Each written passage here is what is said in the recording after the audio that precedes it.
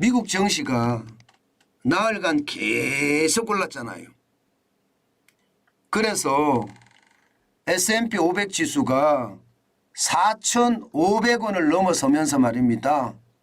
그야말로 미국 증시가 활활 타올랐습니다.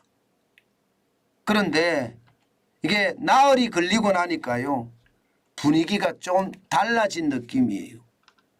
제가 말씀을 드렸던 것처럼 말입니다.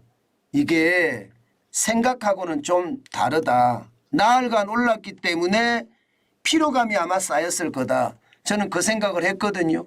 실제로도 그런 피로감이 쌓여서 그런지 시장은요 떨어졌습니다. 그렇지만 떨어졌다고 하지만 그냥 혼조세 내지는 혼란 뭐 이 정도라고 저는 판단하면 될 것 같아요. 당장 말입니다. 대형주 중심의 S&P 500 지수 4,500에서 안 빠졌습니다. 0.1이 빠져서 4.62가 빠졌고요. 4,505.42로 마감했습니다. 장 시작과 함께 올라가더니요. 혼조를 그냥 그대로 보여줬습니다. 혼란 상태를 그냥 보여줬습니다. 끝으로 가면 갈수록 더 떨어지는 그런 모양새. 너무 많이 올랐나? 이거 불안한데 하는 그런 불안감이 시장을 지배했다. 이렇게 이야기할 수가 있고요. 마찬가지로 다우산업지수도 0.33% 올랐습니다. 예, 다우산업지수도 지금 5거래일 연속 올랐다고 봐야 되죠. 결국 113.89가 올랐고요. 34,509.03으로 마감했습니다. 다우산업지수는 블루칩 중심의 지수입니다. 근데 블루칩 중심의 어떤 기업들이 성장익세가 좀 좋다고 봐야 되나요? 5거래일 연속 올랐으니까. 야, 이게 진짜 엄청나게 올랐습니다. 다우산업지수는. 반면에 기술주 중심의 나스닥 종합지수는 0.18. S&P 500 지수, 대형주 중심의 지수하고 비슷한 양상을 나타냅니다. 올라갈 때 올라가다가 결국은 장으로 막판으로 가면 갈수록 떨어져서 0.18이 떨어진 채로 마감했고요. 24.87이 빠져서 14,113.70으로 마감을 했습니다. 이렇게 시장이 말입니다. 대혼란을 겪고 있는 데는 기본적으로 말입니다. 4일 연속 올랐다는 피로감도 있고요. 여기에다가 금리에 대한 이야기가 아마 시장에서도 회자되기 시작했습니다. 정말로 미국의 중앙은행인 연준이 금리를 한 번 올리고 말 거냐. 지금 대세는 그렇잖아요. 대세는 지금 소비자 물가지수가 3.0으로 빠졌습니다. 6월에. 그리고 생산자 물가지수가 6월에 0.1까지 빠졌습니다. 생산자 물가지수가 도매 물가지수가 0.1까지 빠졌다는 것은 결국 말입니다. 7월에 소비자 물가는 더 떨어진다는 이야기가 되잖아요.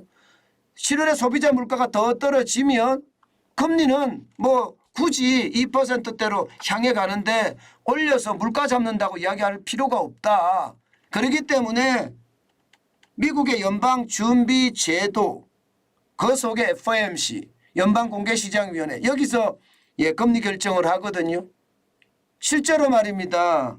실제로 6월에 말입니다. FOMC에서는요.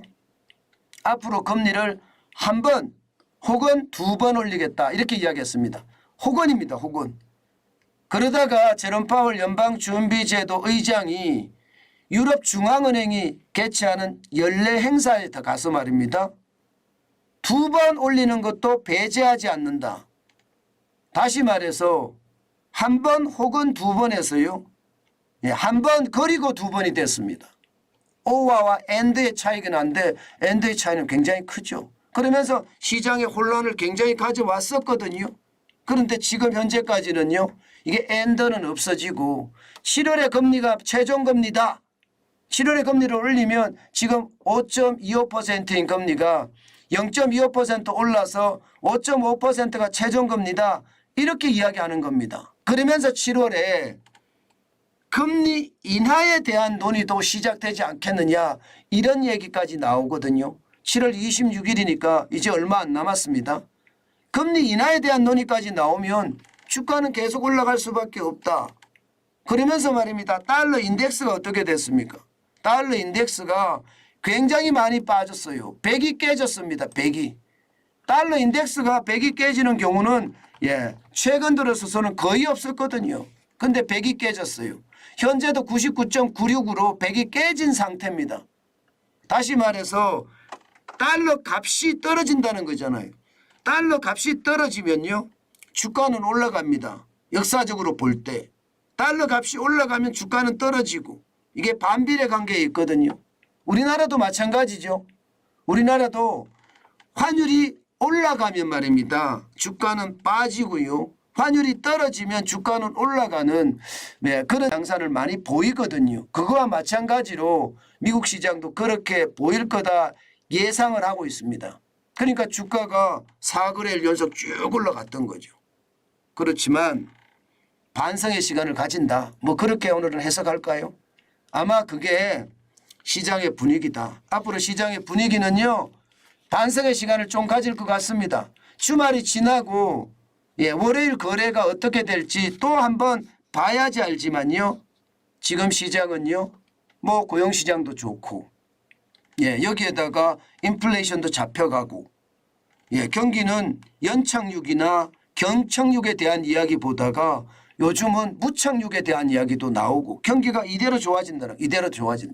그런 이야기까지 나오는 상태이기 때문에 시장에 제가 봐서 혼란은요, 점점 줄어들 거다, 그런 생각은 듭니다. 그렇지만 제가 여러분들에게 계속 말씀드리는 거 있습니다. 이자 앞에 장사 없다. 실제 이자 앞에 장사 없습니다. 이자 앞에 장사 없다는 말이 저는 결국은 현실화될 거라고 봅니다. 장단기 금리 역전도 지금 계속되고 있는 상태고요. 이자 앞에 장사 없단 말이 결국은 현실화돼서 무착륙은 저는 생각하지 않고요. 연착륙보다는 경착륙 쪽에 저는 이 시선을 많이 맞추고 있습니다. 아마 시장에 대한 분위기가 앞으로 어떻게 될지 더 지켜봐야 되지만 아마도 금리 옆에 장사 없다는 이야기가 저는 현실화될 수도 있다. 그 말씀을 다시 한번 올립니다. 이 말은 우리 시장도 마찬가지란 뜻입니다.